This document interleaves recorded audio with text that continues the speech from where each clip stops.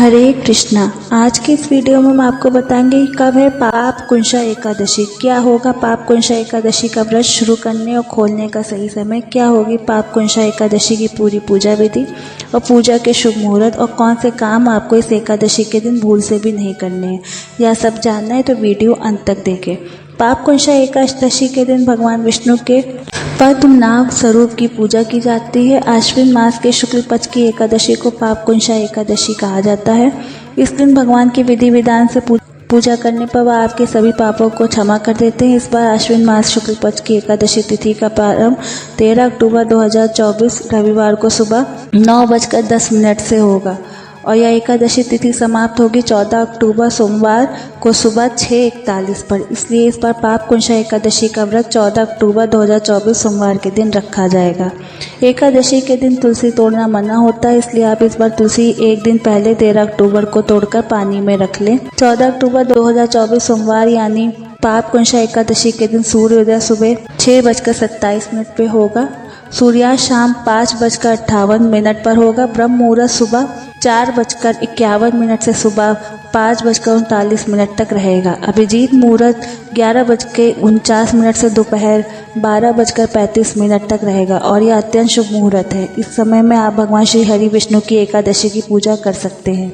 एकादशी के दिन अमृत काल शाम 6:09 से रात 7:36 रहेगा और राहु काल सुबह 7:30 बजे से सुबह 9 बजे तक रहेगा। पाप कुंशा एकादशी के दिन हरिवासर का समय समाप्त होगा 14 अक्टूबर 2024 सोमवार को दोपहर 12:30 बजे तक। इस शुभ हरिवासर के समय में भगवान विष्णु का भजन करने और नाम का जाप करने से विष्णु भगवान उस व्यक्ति की मनोकामना को पूरा करते हैं। इस पाप कुंशा एकादशी के बाद द्वादशी तिथि प्रारंभ होगी 14 अक्टूबर 2024 सोमवार को सुबह 6:42 से और यह द्वादशी तिथि समाप्त होगी 15 अक्टूबर मंगलवार सुबह 3:42 पर। मंगलवार को द्वादशी के दिन सूर्योदय सुबह 6:27 पर होगा। सूर्यास्त शाम 5:57 पर होगा और ब्रह्म मुहूर्त सुबह 4:51 से सुबह 5:39 तक होगा और अमृत काल दोपहर 3 बजे से दोपहर 4:25 तक रहेगा। इस दिन अभिजीत मुहूर्त सुबह 11:49 से दोपहर 12:35 तक रहेगा और राहु काल दोपहर 3 बजे से लेकर दोपहर 4:30 बजे तक रहेगा।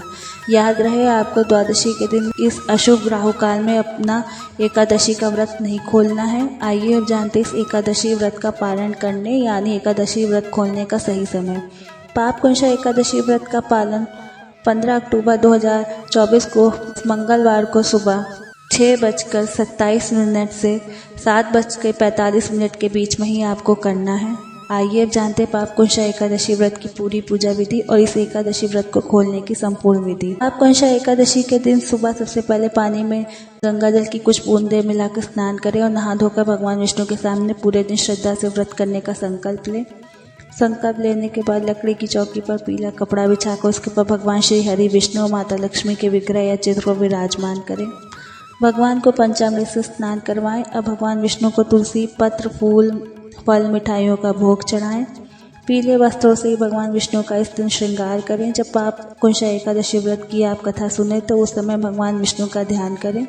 इस दिन व्रत कथा अवश्य सुने क्योंकि व्रत कथा सुने बिना एकादशी व्रत पूरा नहीं होता। कथा सुनने के बाद श्री हरि विष्णु माता लक्ष्मी की आरती करें। एकादशी के दिन भगवत गीता का कम से कम एक अध्याय अवश्य पढ़ें। हरे कृष्ण महामंत्र यानी हरे कृष्ण कृष्ण कृष्ण हरे हरे, हरे राम राम राम हरे हरे, इसे ज़्यादा से ज़्यादा जपें और रात में भगवान विष्णु के विष्णु सहस्त्र नाम का पाठ अवश्य करें। अगले दिन यानी द्वादशी को सुबह सबसे पहले तुलसी देवी की पूजा करें, उन्हें जल और पुष्प चढ़ाएं। विष्णु जी की आरती करके उनके घर पर बने सात्विक भगवानों का भोग लगाएं और उसी भोग को खाकर शुभ मुहूर्त में अपना एकादशी का व्रत खोलें। पाप कुंशा एकादशी का व्रत करने से 1000 अश्वमेध यज्ञ और 1000 सूर्य यज्ञ करने के समान फल प्राप्त होते हैं। इससे व्यक्ति के जीवन में खुशहाली बनी रहती है, सुख समृद्धि उस मनुष्य की ओर आकर्षित होती है। अगर आपको मेरा ये वीडियो पसंद आया हो तो प्लीज़ लाइक शेयर सब्सक्राइब कीजिए। Thank you. हरे कृष्णा।